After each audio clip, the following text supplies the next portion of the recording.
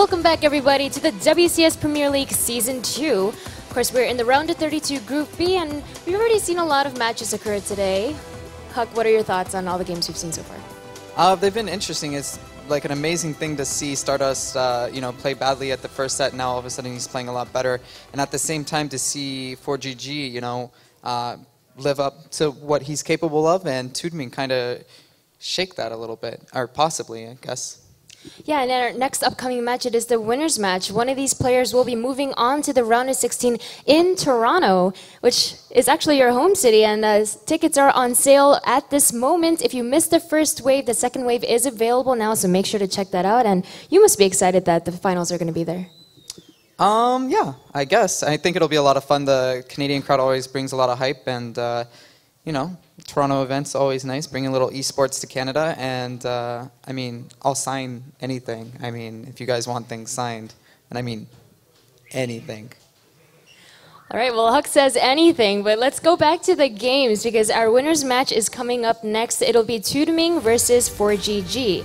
Now, this match should be interesting because, well, we watched both of these guys play today. ForGG is the obvious, what everyone claimed to be the favorite of the group, but Toodming is a little bit more surprising because he wasn't as obviously of a favorite, even though he is a really strong player. Yeah, it's kind of funny because ForGG, he did win, but he won 2-1, and all three games were a little bit closer than what everybody expected. He did show a little mortality in his play, and Toodming seemed pretty decisive, pretty strong against Stardust. And at the same time, TvZ, though, I don't really know how these players match up. And speaking of TvZ, and Toodming's recent ZVT, it's been a very impressive 85% win rate. And I know that he actually said earlier he really wants to play ForGG, so do you think that means he has something special prepared? I don't think he has anything special prepared necessarily, but I just don't think ForGG knows what his regular style is. So it's going to be kind of a big question mark going into it. ForGG's living in Europe as well, so normally you would think a Korean would know a Chinese player's style because they play on Korea server, but ForGG's been in Europe for a long time, so he doesn't necessarily know what Toodming's been up to. So I dropped this question on Nathanius earlier. I'm going to do the same to you. Based off of the playstyle and gameplay that we've seen from both of these players earlier today, who do you think has the higher chance of moving on to the round of 16 first? I'm still going to say my boy ForGG. Despite everything, I think Toodming's going to surprise a lot of people, and the games might be closer than they expect, but ForGG is just such a big favorite that he should pull through. All right, we'll see if ForGG is able to live up to his expectations or if Toodming will live up to what he said and have it put up a good fight against ForGG. It's Nathaniel St. Greeter casting. Take it away. Thank you very much, Smix. I'm naturally excited, as I kind of made clear earlier, to see ForGG playing his next series. Greetorp, any thoughts, any analysis you were able to do, because there's not a whole lot of games to find of Toodming's against Terran? It's true, but there's more to find out about ForGG, and that really shows his dominance. Like, you can look and analyze his play, and I've done it a lot of times. I'm like, I'm going to copy his build, and then I realize that I'm not a good player, and I just can't do the builds that he does. It's not easy. It's not easy, and he's not even cheesy. Well, sometimes. He can be, but I get what you're saying. But it's a cool matchup. That's like a testament to how good this guy is. Could you imagine being at most major tournaments, having all your games streamed, and still being that dominant? And that streaming says, the vast majority of your practice too. That's yeah. basically saying, please try to hard counter me. I'm still going to crush you. There's nobody that competes in the WCS system that streams their own first-person gameplay of their ladder at the top of European and Korean Grandmaster than this guy. He's the easiest player to study. He's the kind of guy that if you're watching his stream, he's gonna end. You don't it. He just keeps streaming, and then there you go. So you literally pay to watch more of his games. It's insane, man. And people like him actually evolved the scene so fast because. I really think that collaboration breeds evolution, and ForGG is definitely the guy that, just puts stuff up there. I know he talks with a lot of people, and he's transferred into StarCraft II from StarCraft Brood War, and it's without a hitch, man. The guy was dominating StarCraft. He was one of the very first players to switch too. Yeah. And it's just so cool to see the king still be the king. Yeah, it's always a treat to watch ForGG play. You know, I asked him, I had a little chat with him during the last series, the back, about Toodming, about this upcoming Terran versus Zerg, and he made it pretty, like, he kind of confirmed a couple of the suspicions that I had from his series against Sen, where he adapted after game 1 to the very greedy style, and I'm sure if Toodming makes himself too predictable based on the way that he plays in the first game, ForGG will adjust. But he also told me there's not a whole lot to watch. It's very difficult to study Toodming's games. It's hard to be certain where they'll play. He knows that Toodming is in the top 30 of the Korean Grandmaster ladder.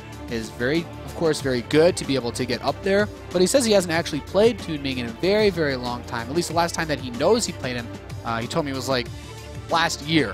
Wow. So very difficult to get a read on what he would expect in this match. I mean, anything can happen in a year. Honestly, that's a lot of time to be training, especially in seclusion. You can look at things, and you can also ladder up, as he has been on the Korean server, and do it silently. Nobody knows that you are tubing for a very long time. And that's the best part about it, man. Like, you can do just things behind the scenes and just surprise people. It's just like change that nobody will expect until it's like, oh, I'm better than Toodming. That's what ForGG thinks. And then, boom, he's like losing. He's down 1-0 and he's in a bad position. That could definitely happen because you don't expect your opponent to be that good. Yeah, especially considering, you know, when you get that level of practice and being that high up on the ladder, and can't imagine that the one account that people know about is the only one he plays on, Greetorp. I'm sure Toodming has spent a lot of time preparing for this group.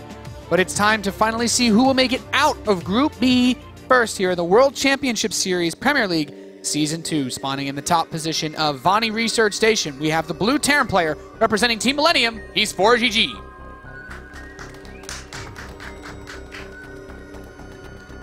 And his opponent down in the bottom middle position, it is the red Zerg.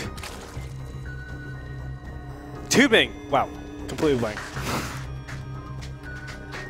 I'll get there. It's all good. It's all good. This map is where we saw ForGG play the only bio-based game that he brought up against Sen. And when I talked to ForGG about that game, he actually told me he felt a bit nervous. It's like, yeah, I guess since last season, this was, you know, this is the first time I've come up here to play on the big stage. He didn't have a tremendous run at DreamHack Tour. So this was actually like a bit surprising to me, because he comes off as the guy who plays in pretty much every single European tournament, online and offline, at least trying to qualify. Has done his best to try to qualify for all sorts of other events. But it was interesting that would be why he would at least put the blame on for losing to Sen. Now let's see what Toodming wants to do in this game. He's already checking for proxies, I'd have to imagine, with this drone movement. He's not going to see anything of value right now. And he's actually going to get in there and see whether or not this is going to be Command Center first or not as well. Now, this is kind of cool because ForGG has shown only Barracks first when he was playing against Sen. Yeah, that's true. He opened up with Reaper in all of those games. What? I've seen proxy hatches. I actually haven't seen it here on this map. I haven't seen it here. Well, you know the thing is, if he gets one creep tumor near that ramp, and the creep starts to spread up, it will instantly spread out from where the hatchery is by that ramp. So he can get very fast creep up the ramp, too. These are the sneaky surprises that he was talking about before. So I have no analysis on this because I've never seen this before. I've never seen this before on Bonnie Research Station. You have to imagine that the follow-up is, like, let's assume that it's uniform for what you do with this hatchery. Okay. I haven't seen it here before, but the idea has to be get a queen, use Overlord for high ground vision so you can use spines from below to break the ramp and flood with lings. Flood with speedlings, and also incorporate some banelings in there because you do need, well, no, maybe not, because you have the spine crawlers. We've seen queen, spine, ling, and I would say less commonly there have been players in the past that have done this with roaches. I don't think that that's what we're going to see this game, but seeing a command center first, he knows that tech is very late. Depending on when ForGG realizes this is happening, because he should see the creep spread from the hatchery by the time this barracks is done, is he going to stop mining gas, try to get another barracks, immediately throw up a bunker? Will he move the barracks? Because he should be realizing very soon. He's just barely out of vision. Creep, creep, creep. It's so close. Okay, now it's appearing on the minimap a little bit. There's a sliver, and this is where it comes down to how fast does he react? How fast does he notice? Because I've got set my VC to his vision. He hasn't actually looked at it yet. Still doing... Actually, Can even build a Marine. Oh Pretty greedy my here goodness. from ForGG. This is some Maro level reaction right now. He still hasn't noticed it. Like, the Overlord comes in, he hasn't actually looked at the creep that's just at the base of the ramp. He hasn't spotted it. It's because you never expect to have creep outside of your base, and now these Zerglings are actually going to be like, hey, I'm right here, bro. Better defend. Well, he has no units, so he can't swap Yep. the factory to the reactor. He has to pull SCVs to repair. There's 3 spines. I think this is just a bop from Toodming. I don't know how ForGG is supposed to stop this. I don't either. He needs like siege tanks at this point, but I don't even know if siege tanks are going to come out in time. Like, because that's 45 seconds, and he still doesn't have the tech lab up. He's going to be able to break down the bottom supply depots. When this depot breaks, I think he's dead.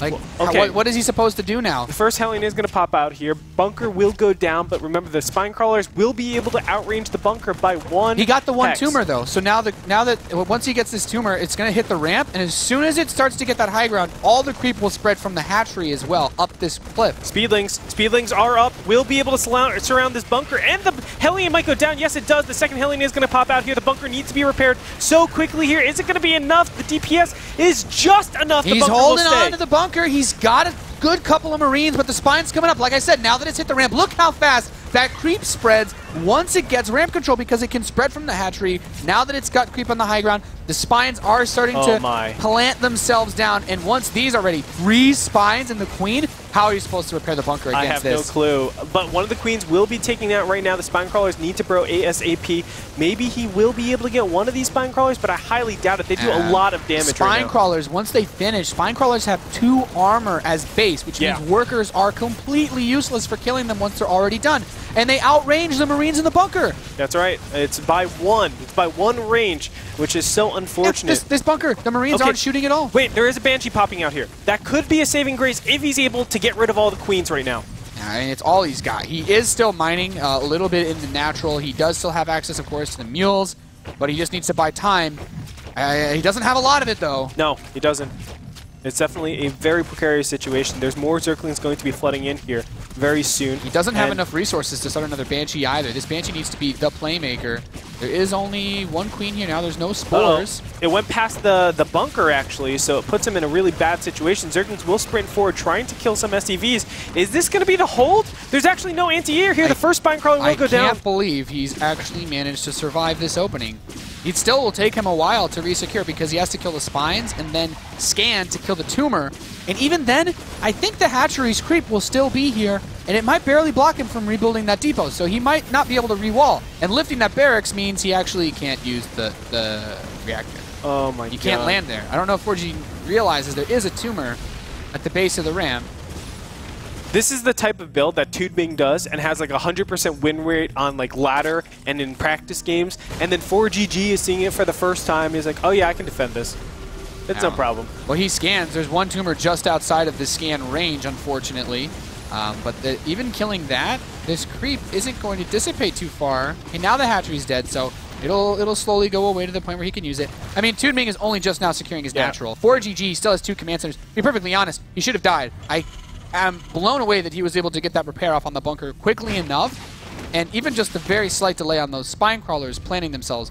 Like, to spot something this late and not auto-lose is nothing short of a miracle. I do think that Toodming, if we're being really nitpicky, he slightly misplayed that with the left spine crawler. It should have been moved over a little bit more so his queens could run behind and always just be back there to defend his spine crawlers. He needed, when he first planted all 3 spines, if they were all within range of attacking the bunker without being hit by it, then I could have bursted it down when he used the lings to try to dive on top, too. I mean, the queens are really the win condition to actually move forward, do more damage. The spine crawlers are actually just supporting the queens. Because he got that Banshee, but he did not have Cloak. He's just now started Cloak. And if there were 2 or 3 queens there, actually just 2 queens there, to push the Banshee away and buy space, it could have actually worked. But he has no lair, which means even if he gets Spore Crawlers up, these Banshees can still be a nuisance, deny workers from moving between the bases, and still put pressure.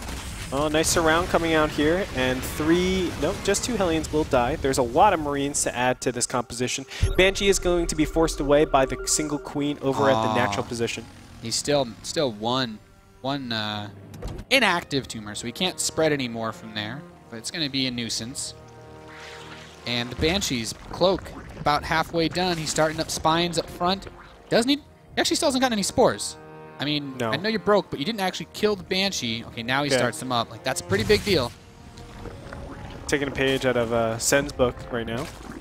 Yeah, 4GG is actually crazy enough to, if he thinks he can get in before these spines finish, he's like the kind of guy that would try. And with 3 spines and 3 queens, with each having a transfuse, this isn't breakable. It's just going to distract him while the Banshee comes in and goes ham. There's 2 of them in the natural. I like this, though. I mean, it gives a little bit more value to these Banshees for them to do additional damage, maybe kill some drones, do some more stuff. But now Cloak is finished. He didn't build a Spore in the main either. Yeah. So he could just go to the main, and then there's nothing to contest him. He's just started a Spore Crawler, and even if he didn't want to attack that, he could use the Banshees to try to kill these Spine Crawlers. Yeah, and that's what he's going to do. He sees the lair is so far away from finishing. Of course, it could be transfused at this point, but still, I mean, he hasn't even started a lair. Like, okay, now it begins, and that's just... That's brutal. It's not going to work. And he's just going to mass transfuse, but, you know, what is he really waiting for? He needs a Spore to actually move over here just to start defending these. A 3rd Banshee is going to be added on here. The damage output of this army is too good. Like, once the Spine Crawlers are dead, the Banshees complemented by the Marines and Hellions, yeah, they're just going to crush this. He has nothing else that can actually deal with this army. And even then, he's got the double armory follow-up. He has 3 command centers. I think 4GG is going to take this game after a phenomenal hold of this cheese. Yep. That's really what it comes down to. And, I mean, look at 4GG. He went another command center, 2 armories, and he's still putting pressure on and winning the game. That's how far ahead he was. GG gets called out, and 4GG will take game number 1. A beautiful, fantastic hold.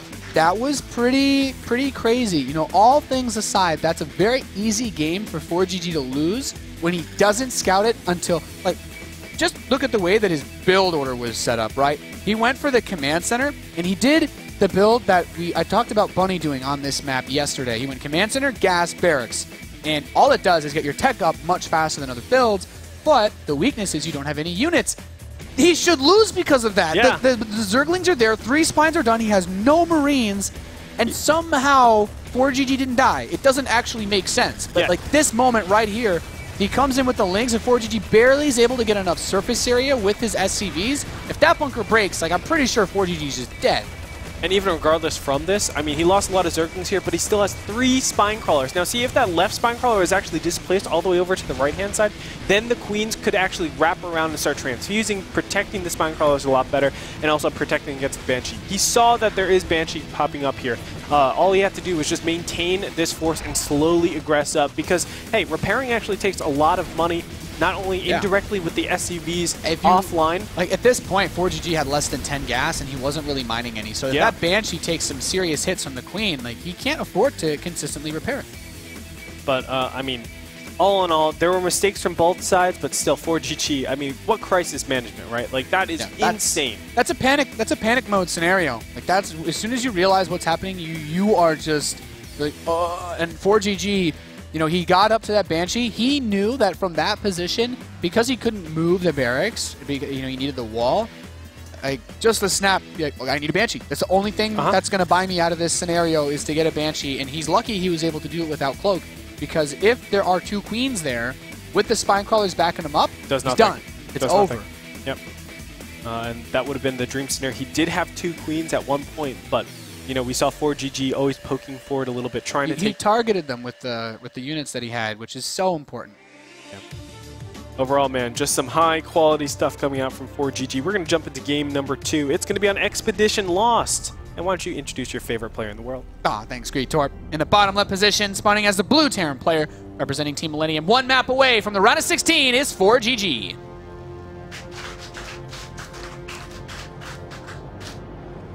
And his opponent spawning in the top right-hand position, Zenith of Origin's very own Toodming.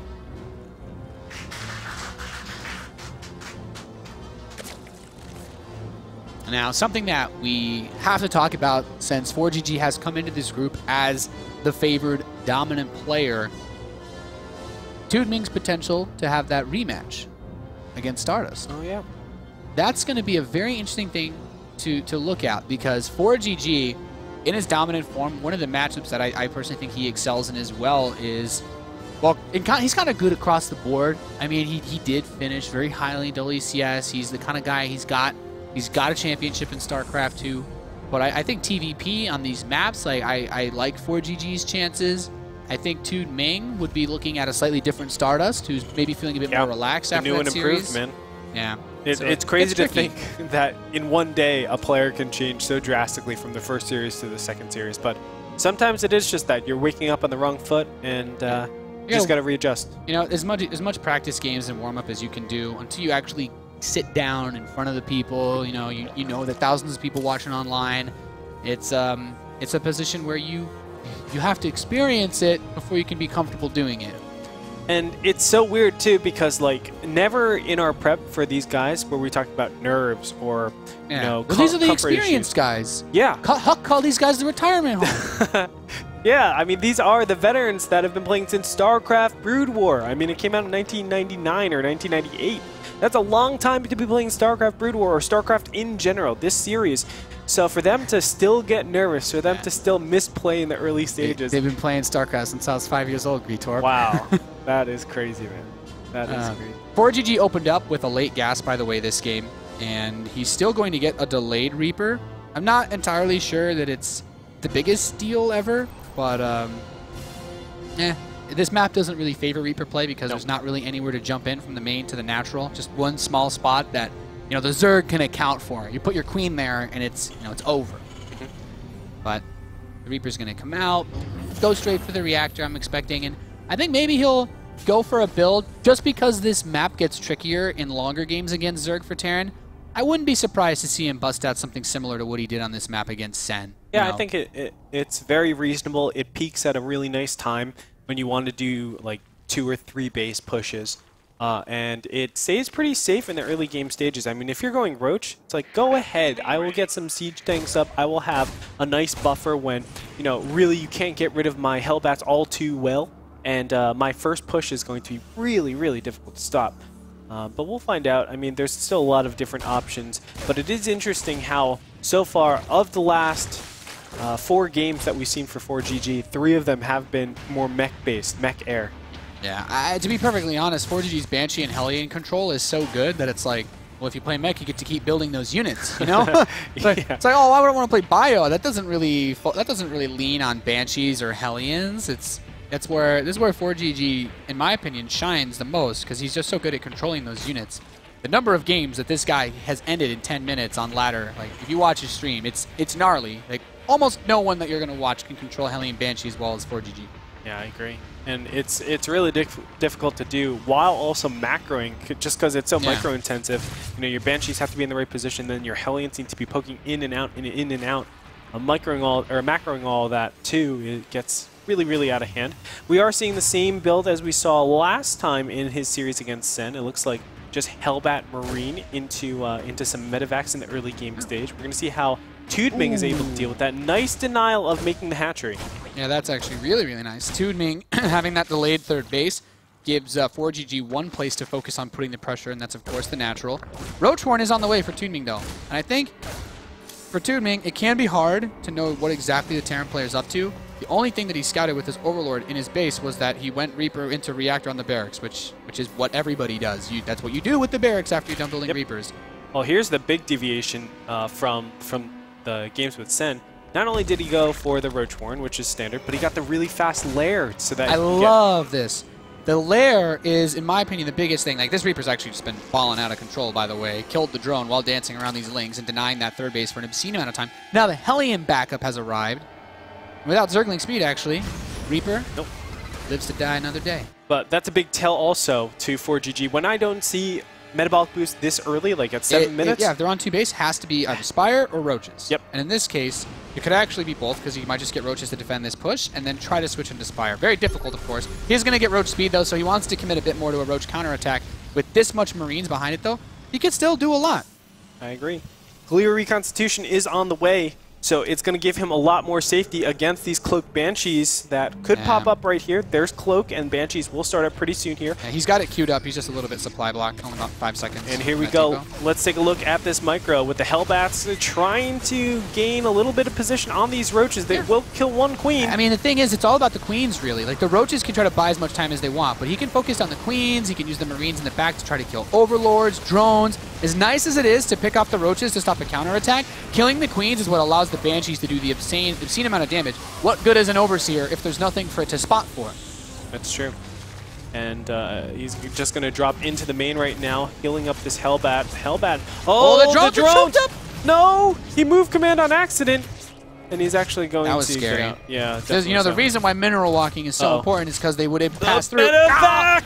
Wow, big pickoff right there. And now Glio Reconstitution just about to finish, so counter pressure is possible. And how this is different from the last time with Sen is that the Glio Reconstitution gives him the ability to run away from those Banshees. So he can at all times dictate where the Banshees will be. This counter push is fantastic. ForGG is going to run Hellions by, which is also really smart because of the roaches going in. So ForGG is now in the mineral line of the natural expansion. He's pushed away the drones. He's already picked off 4, and there's only 1 roach and a queen here, so he should be able to get a few more kills. 10 drones. Ooh.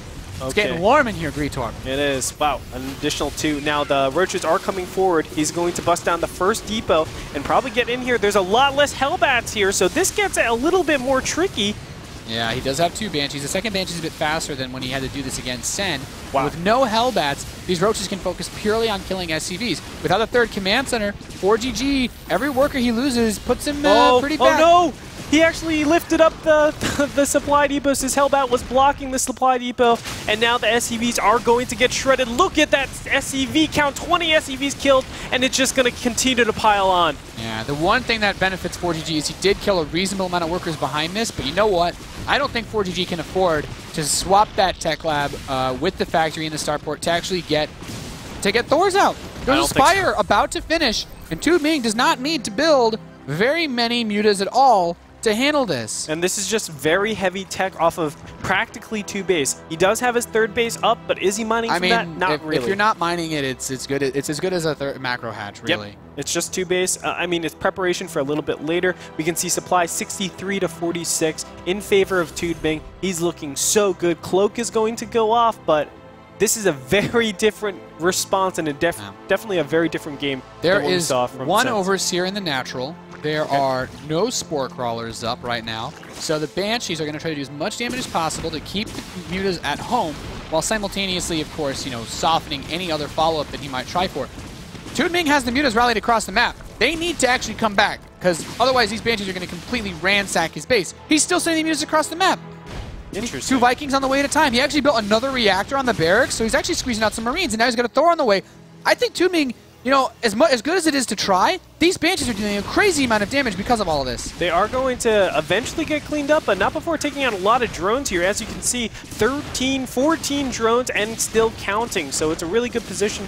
It's just like one muta doing damage. Now, the return counterattack with these mutas, I don't think they can do nearly as much damage. The worker count's in a position where the mules are once again keeping ForGG in a good spot, and the Vikings in low numbers are actually pretty effective. 30 drones killed, a total of 53. And just like that, if he kept his mutas at home, he wouldn't have been able to do any damage, but it was so smart of ForGG to recognize that he lost too much money to go straight into Thor Viking, and that he couldn't afford missile turrets, especially because there's no engineering bay. But building that reactor on the barracks and getting Marines out, even though he wants to play mech, is brilliant decision making. Yeah, definitely so. And just like that, income tab shows still the Zerg is ahead, actually, after all those drone kills. It's 44 harvesters, 231. It looks like Toodming is continuing to make more drones, but now it's the switch over into roaches, and there's still no engineering bay with turrets up here. And he still has roach speed, so he doesn't need to invest anything. Just build roaches, build. The Vikings, landed, can try to help, but ForGG at this point has to be preparing for some sort of absurd push, and actually, he's moving out. It's not looking absurd, man. No. It's looking very flimsy so far with all these roaches that will be popping out or are already out. 10 roaches. He needs to bring the Vikings over here. Like, he needs everything if he wants to actually make something happen. Yeah.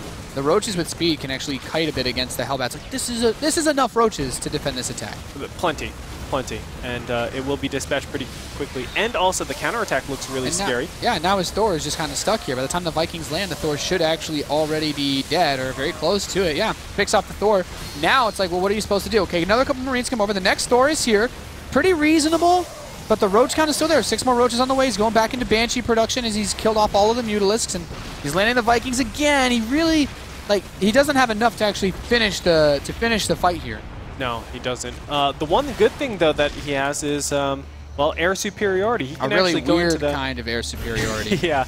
I mean, obviously, it's not too powerful as he still has to land all of his stuff. And ForGG at some point does need to find a way to get a third command center, though. Like, I don't feel that this should be possible for him to win without having the third orbital. And it's coming. It would have come in so late that I still think that Toodming should have this one in the bag.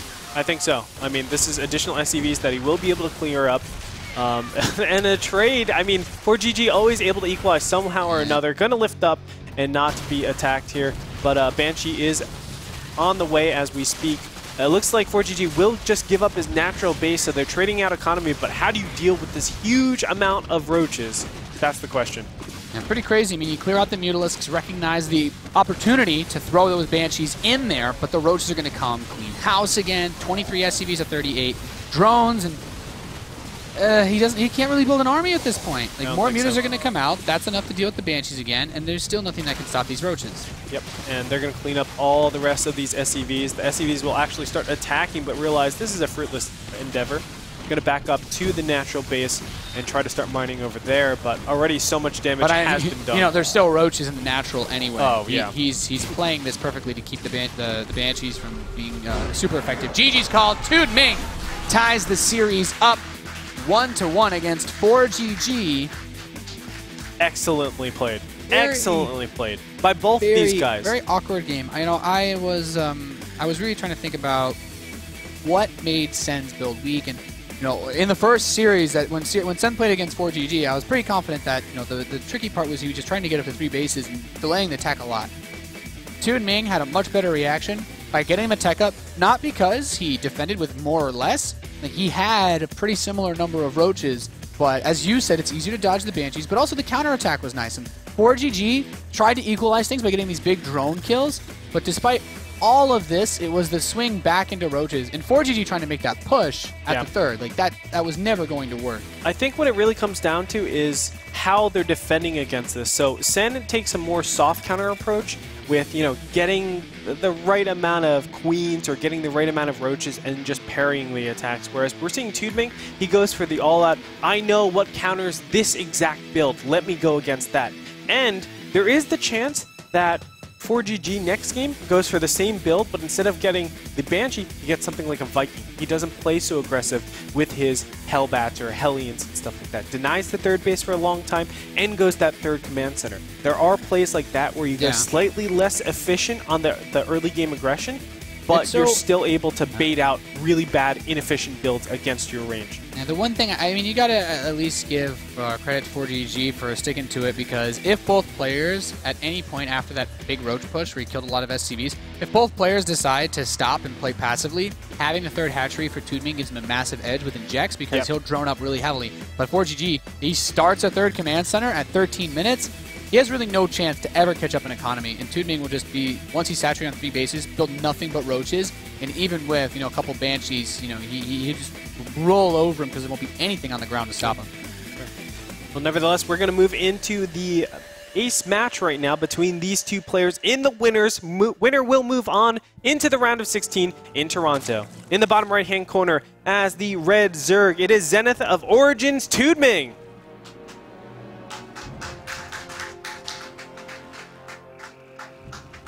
Some really loud cheers in the crowd for him. And in the top left position, the blue Terran player representing Team Millennium, he's ForGG.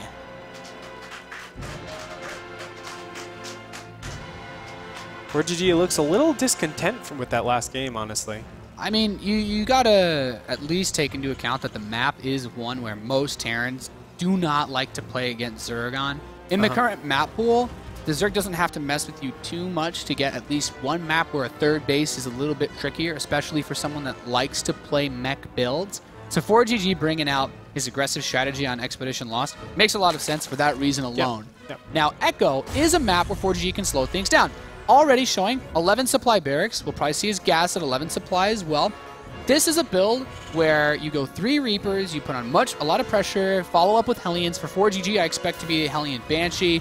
Or, if ForGG really wants to just completely change the pace of this series, he can also play a 3 command center build and just do the regular Hellion Reaper push and switch into bio out of it. He has a couple of choices, but this is not an opening that generally lends itself as much to two-base all-ins. Yeah, I think actually later stage games for Terran is favored on this map overall because the fourth base creep spread for Zerg is so hard to have. It's very difficult. We saw yesterday when Patreus played Bunny on this map, it was very easy to spread the creep towards the center.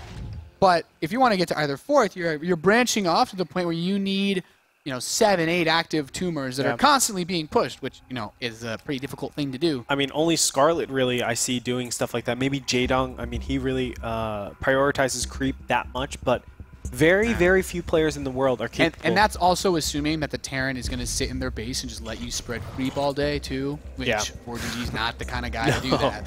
Definitely not. Definitely not. So at this point, ForGG being a little bit cheeky with this bunker. This is one of those things that you'll do on ladder, and you just hope that they don't check, or they don't have an overlord, they don't send a drone down. And because he hasn't checked, he hasn't moved an overlord there, he hasn't sent a drone down, ForGG could get this bunker up. And this doesn't do much. This isn't like a game-winning move. This just is trying to force out more Zerglings than the Zerg would normally build, because Toodming only built 4 against the original Reaper, but he's hoping to force out something like 8 to 10 lings. It does tell the build a little bit, though. I want to mention that because that bunker a lot of times should be factory instead of that bunker. So it tells you like more Reapers are on the way. So you are showcasing your build right away in the beginning stages just by having that bunker. You would not do this with just one Reaper, because if you get all 3, like the fact that he hasn't produced an insane number of lings, okay, now he's added on a couple more. This is really nice, because ForGG doesn't have the intention to try to trade this out. Like, he could maybe trade the bunker if enough lings are made that kill it before he can salvage it. But ideally, this just gives you a really nice point to put on pressure, prevent drone production, and if you can kill a queen, make life a living hell for Toodming. Yeah, and already, I mean, you can see a lot of damage being done to the first or the second queen. A third queen will pop out here. He's going to wait until those Reapers are healed up and then go in again to try to snipe that queen. Yeah, with the factory and reactor on the way, he also took a second gas, so ForGG probably going to follow this up with Banshees, wants to snipe the queen, and he does get it, but loses 2 Reapers. That's actually really brutal, I think, for ForGG. Yeah, again, I don't think that was entirely worth it. He did force out a lot of lings, like, yeah, you prevented the drones, but you also delayed your command center by choosing to get your factory, the bunker, and the reactor before it, so... Like, that third queen is actually meant for builds like this. To just defend, be a little bit better. Of course, it affects your creep spread, but you can get by with just 1 inject on the hatcheries based on your income while you're getting the third hatchery. Yeah, he has 3 queens. He has, 2 queens up, so he can cover both of his bases. He's taken the third now. And the follow-up pressure with Reaper Hellion is also severely diminished because those Reapers are supposed to soak up damage, regenerate while you pull back, and prevent you from needing to send your Hellions home for repairs. Yeah, to give people some context, actually, 2 Hellions should be out by 6 minutes. It's already 6:40, and the first 2 just popped out. So you can see the opportunity cost right there. It's, again, it delays a whole 40 seconds. Yeah, entirely delays the first wave of Hellions. By like a whole, it delays the Hellions by like a whole wave. Blair has just started for Toodming, so he's still, he's not playing that super greedy. This is a bit more to the standard Zerg style that you would expect. And ForGG's is like, okay, sack my Reaper, try to get some information. Seeing the lair is nice enough for him. Getting drone kills, though, that's just a cherry on top. You think there's just like an inference of, is this an all-in or not? I mean, it's important to know, but since he's going Banshees, I don't think ForGG's worried about an all-in. He should be more worried about a fast Spire, because that's the only thing that 100% shuts down Hellion Banshee. That's true. Like, Hellion Banshee can play against Roaches, because you can actually do weird kiting with Hellions against Roaches off creep if they don't have speed. The Banshees, of course, are uncontested. Once you get 3, you can shut down most anything. All you're worried about are Mutalisks. Well, Mutalisks are still a ways out. Of course, the Spire will probably not be thrown down, actually, since the Roach Warren is up already. But now 6 Hellions will get in here and potentially do some damage. You can see the Queen is already half life. Yeah, ForGG does have +1 mech on the way, so we will be seeing him play that style, I think, on this map. It is a brilliant decision. Oh, this is actually very scary. With no Baneling Nest and the Roach is not out yet, yeah, he should be able to shut this base down because the Banshee alone can push the Queens away. And if they step off creep to come and attack, well, then they're all going to die. Yeah, to Hellbats. You don't want to be trading against Hellbats. So that is going to be a forfeit hatchery at this point. So a really nice timing coming in here from our Terran player over here. Roach speed starts And I'm actually really worried for Toodming now, because as good as it is, if he doesn't kill the Banshees in this situation are very momentum-based. You know, as he keeps the Banshees alive, they're going to carry over, and the difference between having 2 Banshees and 4, rather than like 6 to 10 Hellbats, those Banshees are going to be astronomically more impactful. And the Hellbats are just going in to snipe the Queens. Yep, the Queen from the main actually comes down. It looks like he's able to maintain 2 out of the 4 There's Queen. no spores. No. Oh, wow. You're right. And he's just doing work on this main base. The hatchery, or excuse me, the main Queen is going to try to battle it, but the natural one actually dies. Yeah, wow, this is crazy. And I think the main's going to die too. Yeah, he dropped one of the Banshees, but you know, he's still producing Hellions. He's actually throwing down bunkers back home in preparation to just use his barracks to get a few Marines to hold off against the Roach push. But this isn't... Yeah, this is a pretty limp Roach push as well. This is nowhere near as many as he was throwing in last game. He even starts a Nidus. The Desperation Nidus retort. I don't understand how ForGG is able to be so consistent with this Hellbat push. Like, he always gets damage done no matter what. People know it's coming, and he's still able to put on pressure and do damage. It's really insane. Like, there are so many people that try to hard counter him and still are not capable of dealing with the pressure. Let's look at the only thing that can happen to lose ForGG this game. It's the Nidus. He's morphing an Overseer right now outside ForGG's main. He has a little bit of vision to plant that Nidus. I think it should be spottable by the Refinery. I'm not 100% sure. There's a very small area he can't see. Maybe it fits into that. But not anymore. This is all or nothing. STV goes down, actually. Because ForGG says... He's going to go forward command centers, because you know what? Why not? ForGG says to himself, what's the only way that I can lose this game? He's going to try to kill him by pushing up front with Queens. That's the only chance. He probably will try to start another Nidus inside of the main once he's distracted and pulled ForGG to the front. But this is it. Yeah, so he starts a Nidus in the main. ForGG needs to pull SCVs to react at the same time, because this is actually a bit of a bluff by Toodming. Oh, it's halfway done. Ooh, he's going to get the warm-up. Okay, the Banshees are going for it now. If he kills the Overseer, though, then there's no detection to actually kill these Banshees. Yeah, okay, he stops it. Well, now, I don't think there's really anything... There's not much left for Toodming to try. He doesn't have enough Queens to actually deal with all these Banshees. Yeah, I think Toodming is in the roughest spot you possibly could be for this game number 3. I mean, ForGG just has a firm grasp on everything. Killing 2 Niduses is actually a ton of minerals and gas to eliminate from your opponent's arsenal.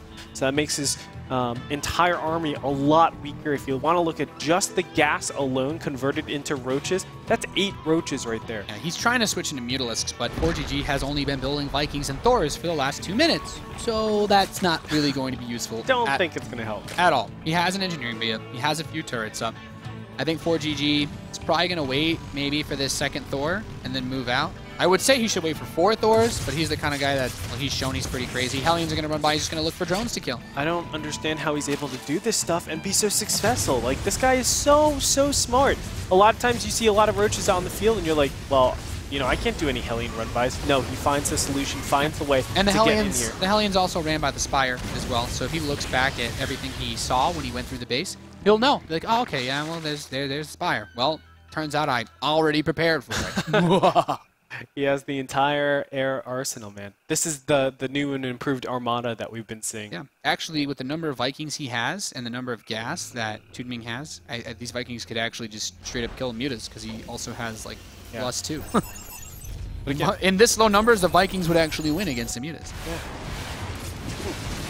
Well, it is also important to note that ForGG, because he went the 4 command centers really quickly, he actually doesn't have the capabilities of being able to get a lot of units super fast. He still needs to get all of his production facilities, but no worries. He just killed all his overlords. I guess I'll just win with my Vikings and my Banshees. You have no Overseers. You have no Overseers? You don't have that many Overlords to turn into Overseers? These Banshees are just going ham. Yep, now they're ravaging the 3rd base. It looks like he will be cleaned up eventually, since the Vikings finally got cleaned up, but not before doing significant damage to his opponent, killing a lot of Queens and also taking out a couple of drones here. Actually, 6 drones. There's no Overseer speed, so one of these Banshees should barely escape. Oh, the Viking came and sniped it anyway. Didn't even need the speed upgrade, man. Oh, man. The number of Overseers that have died this game. Sad. And he sniped 4 Overseers. Pretty good. The Roaches are going for the counterattack. The Banshees are not in position. That's actually not too bad. We'll be able to deny this 3rd base from actually continuing to mine. of course, losing all those Banshees definitely hurts him quite a bit, and a lot of the mobility is cut out because the production is actually really late. It's so nice that one of the Banshees escaped those mutas, because this does give him that extra bit of firepower. The mutas show up, but there's no overseer, so the Banshees are still safe. Toodming is actually doing a really good job here to like come back into this game. He needs to get rid of that turret for sure, because the mutas obviously are going to be where are the Thors? He has activated. 2 coming up now. I mean, the roach count has gotten small enough to manage. There's 10 roaches on the way. They're trapped. Oh, they were trapped by the production. Oh my god, that's awkward. That stinks. You know, this map actually happens to me more often than others. It can be a bit tricky. Yeah, positioning all your buildings can be You really like grab use like the press select all army hotkey. You're like, where are my Thors? And then they're just kind of derping off in the corner. You're not supposed to do that, mate. No, they're not. Banshee count is still high enough to deal with the next wave of roaches though, and he still doesn't actually have an. Okay, he got another overseer here. He did research overseer speed too, but now that there's Thors to lock this down, he should be okay. More missile turrets are going to pop up. And Toodming is still on 3 bases, and actually I would say 2.5. He only has 8 drones at the 3rd. So this is a position he can only mass units from. And by that I mean try to mass units. He's definitely going all in with this. He's looking for any openings right now with his roaches to actually push forward. But with siege tanks out in the field, it is very difficult to substantiate some sort of big push. 4th base taken for Terran over here, as we can see by the outline. And probably won't go up, but you know, it shows you where ForGG thinks he is in this game. This is really risky, and he might be punished really hard for this, because that's a lot of roaches. If he's able to surround this before any siege tanks actually move over there, it could be game over. Yeah. It's still very difficult because it's ForGG we're talking about. Yeah, and the mutas aren't going to be as effective as they could be because they get 2-shotted by the Thors. And let's see what he can do. The Hellbats are being forced to spread out because the roaches are so well spread themselves. The Banshees are doing everything that they can. The mutas really should be trying to snipe the Banshees and not the Thors. But the Thors are just going to do short work. The missile turret is even able to contribute. And now that the mutas are dead, the Banshees over time are going to kill all of this anyway. Yep. And there's just too many of them, and there's not enough anti-air in this. I liked how he actually waited for the mutas, because if you actually go in immediately, they just die to the Thors so fast. So you have to wait until that count actually thins out, and then put them in a little bit later. Have your roaches try to take advantage of the ground. Oh yeah, I think Flo was just showing us some of the roaches were actually just kind of chilling at that 3rd base, so losing control of the rallies a little bit. Trying to counter. But ForGG has there's no leaky sinks here. It's all well maintained. Man, and now a 5th command center being thrown down. He's not afraid. ForGG knows he's pretty much got this one in the bag. Toodming tried everything he could, but he was so far behind from the way that ForGG just honestly slapped him by sniping the overseers and letting those Banshees do crazy amounts of damage. That there's not too many more things he could try. He's just saturated the 3rd base, and now the Hellions show up. 7 immediately. More than that, of course. There was another run by, but it didn't actually do anything. He's back to 8 drones on his 3rd. Oh ForGG's just like, yeah, I liked it better when you were only 2.5 bases saturated. I mean, look at the supplies right now. 172 to 112. There's nothing that ForGG could do right now for him to lose this game within reason. Yeah. Well, I mean, he could always kill his own army. But that's like the weird thing. Within reason. Okay. Yeah.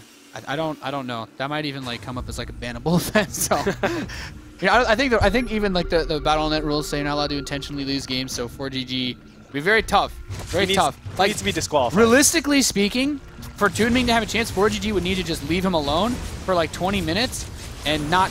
ForGG can't expand, but Toodming also has to take like every single base and try to get some sort of death army. I don't think it's very realistic. Like, he can try to go up to Hive, but it's going to come down to his lack of an ability to max out, because ForGG is also getting a lot of other upgrades that are like lockdown upgrades. By getting the high-sec auto-tracking, his missile turrets are more effective, his planetary fortress is more effective, auto turrets, if he ever goes to Ravens, are more effective. I'm surprised we don't have building armor yet, to be honest. I think it would be very useful as well in this scenario. Oh, it's always useful in every scenario. Yeah. Just there's very, very few cases where building armor is a bad upgrade.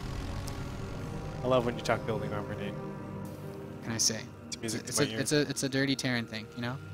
It is. So ForGG's maxed out. Yeah. He can pretty much do whatever. If he wants to build 5 Ghost Academies like he tried against Sen to go for nukes, I guess that's a reasonable choice as well. He's going to add another starport. He can throw away these Hellions, no big deal. Oh, okay, I have to imagine that ForGG must recognize that with the position that he's in, like making a big push, the only thing he would have to worry about is a base trade. Yeah. But he has the infrastructure available to be able to survive any such thing. Either that, or he's worried that Toodming is actually not as far behind as he is. So maybe he's afraid that Toodming has a bit more than ForGG, you know, can handle. So he doesn't want to risk it. But now he's ready to make that push. Okay, with +3 attack finishing, he's going to try. So many Banshees up front, just wailing away at the front lines. Does need to back up a little bit. Siege tanks need to siege up, and But this is where the map really comes to. Yeah, that choke point. How do you put? You can't push down. You can't. That's suicide. Yeah, not a good position to be in. And even like just wrapping around corners and stuff like that, putting your siege tanks in these little nooks, it helps out so incredibly much because just moving around, getting into position, you're eating shots here and there, and your army is taking a lot of damage. Toodming trying to push in here while some siege tanks are unsieged, but man, oh man, is this a ton of damage. +3 Banshees. They do have sick damage output. This is you know, he's just starting to roll over him now. ForGG has 4 starports, and he can make a switch into battle cruisers if he wanted at this point. Not that he needs to. Yeah, very inefficient trades, and the armada of Banshees moving into the 3rd base. There's not enough anti-air just yet.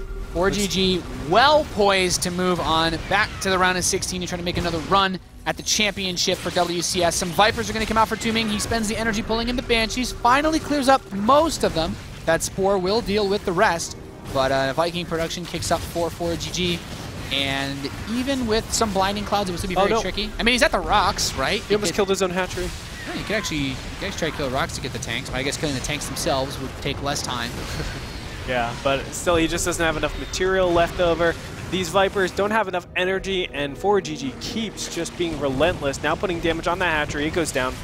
Yeah, ForGG trying to make this one more push so that he can bring an end to this series so he can move on to the finals for this season in Toronto. 2 Thors do get grabbed. Toodming's given it his best shot, but the tanks push forward, and GG is called. ForGG advances 1st place out of Group B in the World Championship Series. It was not easy, Nate, but he did go back to his dominant fashion in the ends of the series so far. I mean, it was shaky against Sen for sure, and then it was shaky in the beginning phase against Toodming here, but man, did he show dominance in these last 2 games. It was not even close.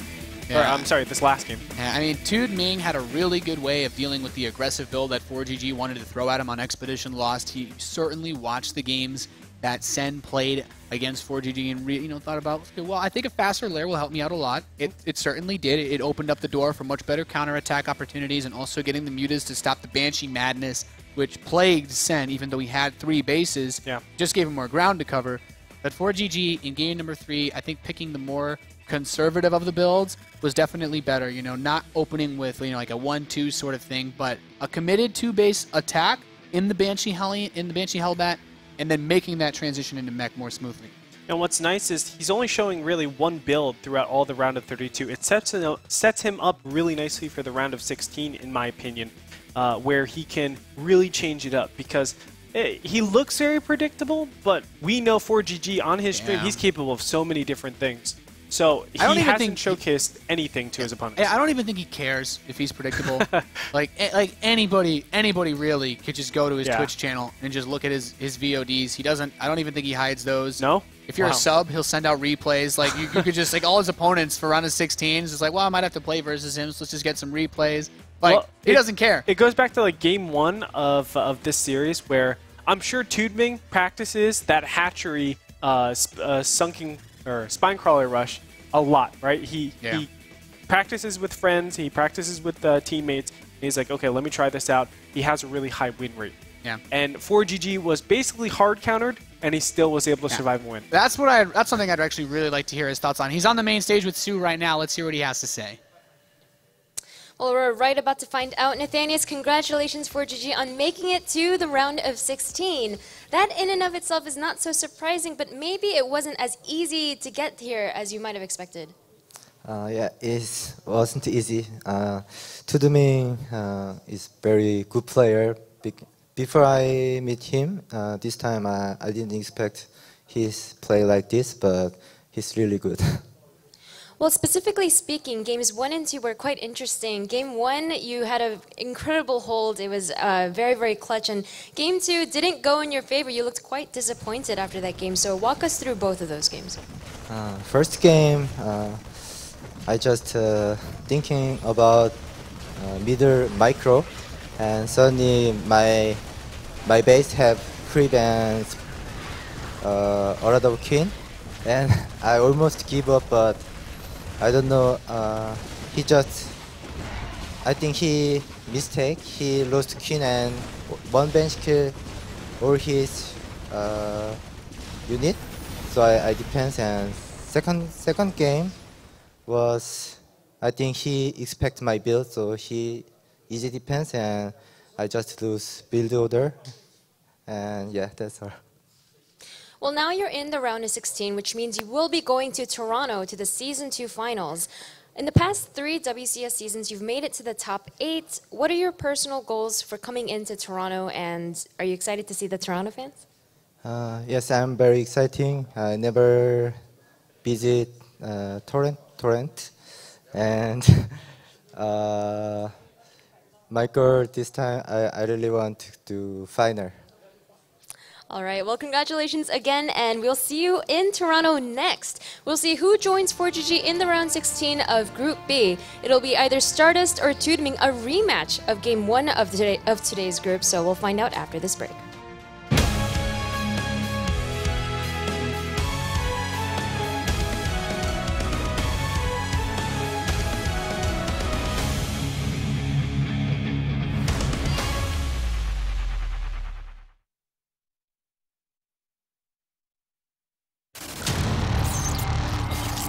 I move objects with my mind. I climb the tallest mountains and slay dragons. I defend my galaxy from ruthless aliens. I am never bored. I am stronger. I am faster. I am G1.